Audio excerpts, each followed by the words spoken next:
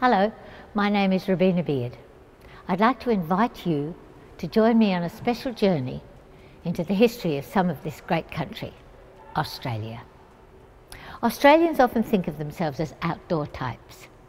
Before they settled in the cities, they imagine they all lived in country towns and farms. Well, this is a country of rugged mountain ranges and sloping plains.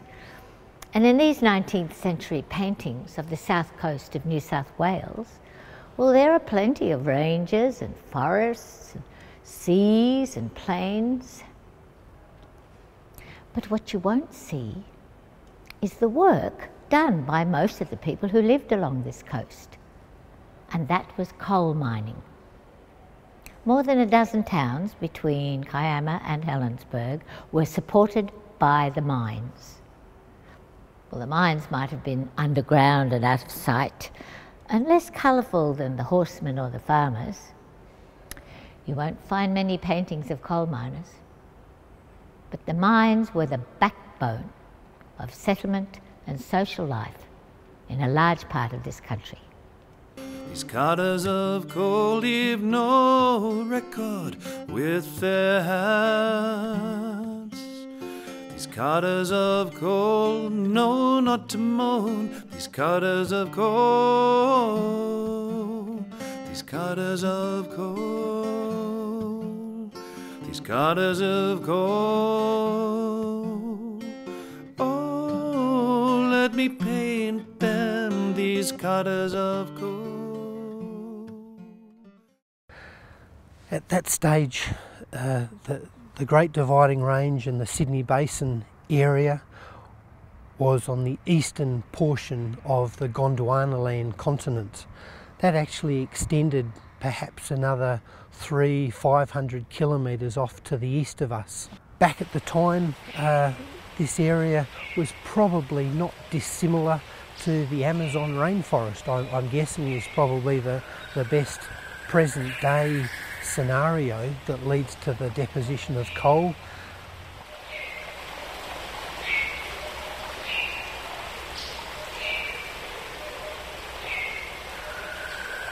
Coal seams back in the early Permian period, but as the basin evolved there were more stronger inputs of the terrestrial sediments from the west of us, which led to the deposition of the Narrabeen group sediments that we can see from sea level up to the breakup here was at about 75 million years ago or so.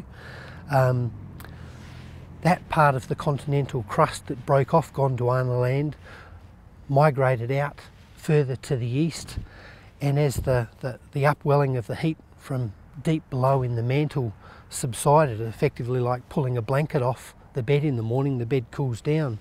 Well, as that cooled down, that crust that broke off subsided and is now part of the ocean floor, and it's referred to as the Lord Howe Rise.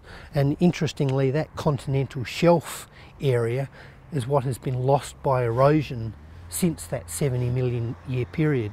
So that geometry actually gives us a process rate of erosion on this escarpment behind us. Just behind us, below Coal Cliff, at about sea level, is the top of the coal seams, the Bulli coal seam, which is the top seam within the Illawarra coal measures, is just outcropping at sea level. And then at the base of the cliffs there, back in the early history of the Sydney settlements, there was a shipwreck down the coast, and the people who survived the wreck had a long, arduous march back along the coast northwards to the Sydney settlement, and they camped out during some heavy rain on the south side of the Seacliff Bridge.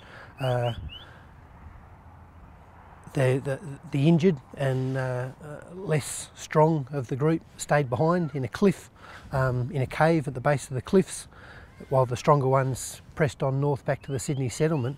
And as they realised in the cliff where they were sheltering, there was coal exposed, so they were able to use that for fires to keep themselves warm. The shipping, although it was quite good, was from very exposed ports on the coast.